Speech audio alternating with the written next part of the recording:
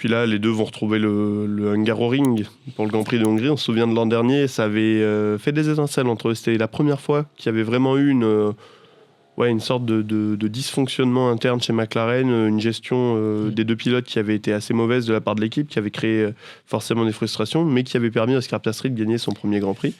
Et Oscar Piastri, il arrive d'ailleurs en Hongrie avec 16 points d'avance sur Norris. Donc on peut imaginer, sauf catastrophe pour Piastri, qui devrait passer la trêve estivale en plus en tête du championnat. Il y a des chances. C'est vrai que c'était une victoire, pour revenir très rapidement dessus, qui était quand même frustrante à la fois pour l'un et pour l'autre, parce que Piastri, on avait le sentiment, il célébrait pas, j'allais dire presque comme à son habitude, mais on sentait vraiment qu'il y avait eu la frustration d'avoir gagné de cette manière, surtout une première victoire en Grand Prix, c'était symbolique.